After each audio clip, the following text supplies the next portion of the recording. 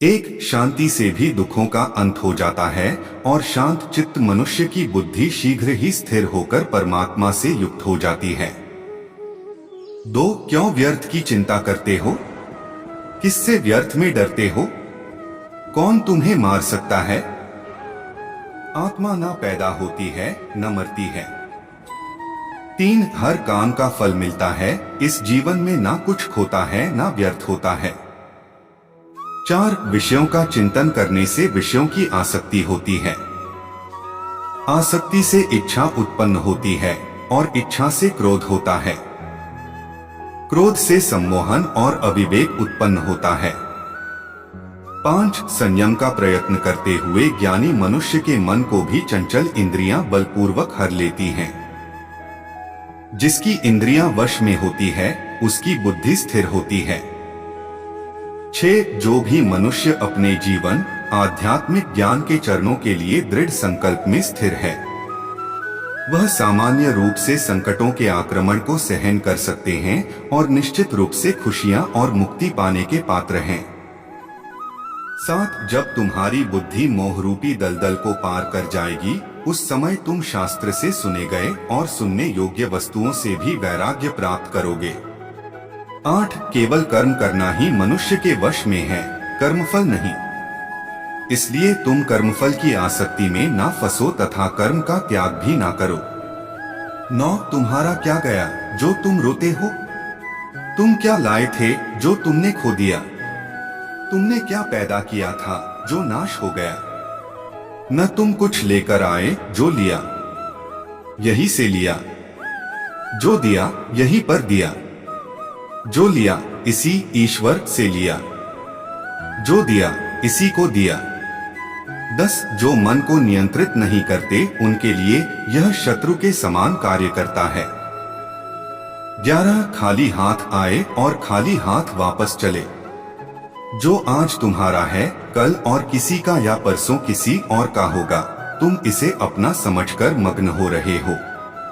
12, सुख दुख लाभ हानि और जीत हार की चिंता ना करके मनुष्य को अपनी शक्ति के अनुसार कर्तव्य कर्म करना चाहिए। ऐसे भाव से कर्म करने पर मनुष्य को पाप नहीं लगता। 13, जो हुआ वह अच्छा हुआ, जो हो रहा है वह अच्छा हो रहा है, जो होगा वह भी अच्छा ही होगा। तुम भूत का पश्चाताप न करो, भविष्य की चिंता न करो, वर्तमान चल रहा है। 14, क्रोध से भ्रम पैदा होता है, भ्रम से बुद्धि व्यग्र होती है। जब बुद्धि व्यग्र होती है तब तर्क नष्ट हो जाता है। जब तर्क नष्ट होता है तब व्यक्ति का पतन हो जाता है। 15, सम्मानित व्यक्ति के लिए अपमान मृत्यु से भी बढ़कर है। 16, सभी प्राणी जन्म से पहले अप्रकट थे और मृत्यु के बाद फिर अप्रकट हो जाएंगे, लेकिन जन्म और मृत्यु के बीच प्रकट दिखते हैं। फिर इसमें सोचने की क्या बात है? 17, परिवर्तन संसार का नियम है। जिसे तुम मृत्यु समझते हो वही तो जीवन है। एक क्षण में तुम करोड़ों के स्वामी बन जाते हो, दूसरे चरण में तुम दरिद्र हो जाते हो। 18, शस्त्र आत्मा को काट नहीं सकते, अग्नि इसको जला नहीं सकती, जल इसको गीला नहीं कर सकता और वायु इसे सूखा नहीं सकती। 19, जैसे मनुष्य अपने पुराने वस्त्रों को उतारकर दूसरे नए वस्त्र धारण करता है वैसे ही आत्मा मृत्यु के बाद अपने पुराने शरीर को त्याग करने से ही प्राप्त करती है। 20, आत्मा ना कभी जन्म लेती है और ना मरती है, शरीर का नाश होने पर भी नष्ट नहीं होता। 21, आत्मा अमर है। जो लोग इस आत्मा को मारने वाला या मरने वाला मानते हैं वे दोनों ही नासमझ है। आत्मा ना किसी को मारती है और ना ही किसी के द्वारा मारी जा सकती है।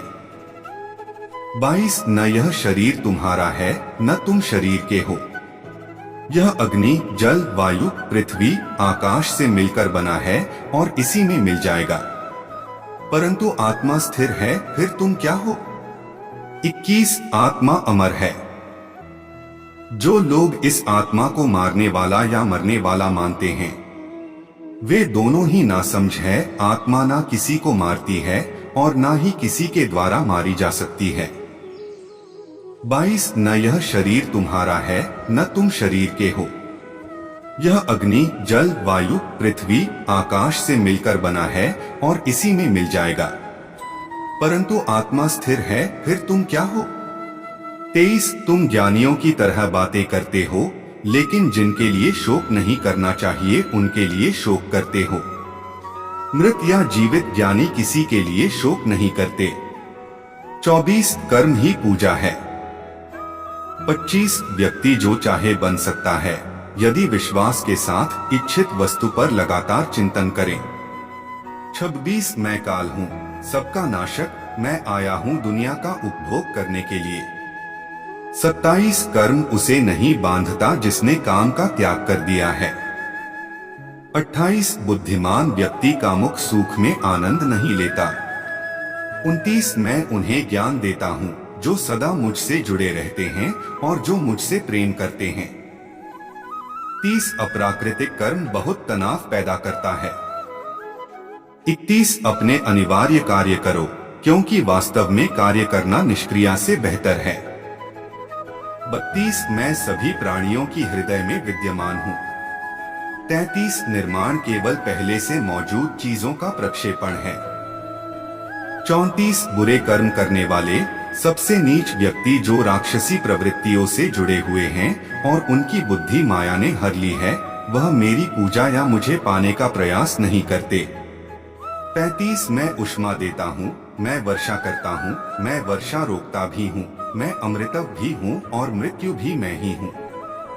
36 जो इस लोक में अपने काम की सफलता की कामना रखते हैं, वे देवताओं की पूजा करें। 37 जब वे अपने कार्य में आनंद खोज लेते हैं, तब वे पूर्णता प्राप्त करते हैं। 38 इंद्रियों की दुनिया में कल्पना सुखों की शुरुआत है और अंत भी, जो दुख को जन्म देता है। 39 कर्म योग वास्तव में एक परम रहस्य है। 40 कर्म मुझे बांधता नहीं, क्योंकि मुझे कर्म के प्रतिफल की कोई इच्छा नहीं। 41 करुणा द्वारा निर्देशित सभी कार्य ध्यान से करो। 42 सदैव संदेह करने वाले व्यक्ति के लिए प्रसन्नता ना इस लोक में है ना ही कहीं और।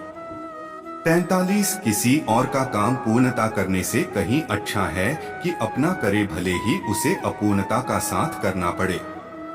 45 जो ज्ञान और कर्म को एक रूप में देखता है, वही सही मायने में देखता है। 46 जो चीज हमारे हाथ में नहीं है, उनके विषय में चिंता करके कोई फायदा नहीं है। 47 जो कार्य में निष्क्रियता और निष्क्रियता में कार्य देखता है, वह एक बुद्धिमान व्यक्ति है। 48 यदि कोई बड़े से बड़ा दुराचारी भी अनन्य भक्ति भाव से मुझे भजता है, तो उसे भी साधु ही मानना चाहिए और वह शीघ्र ही धर्मात्मा हो जाता है तथा परम शांति को प्राप्त होता है।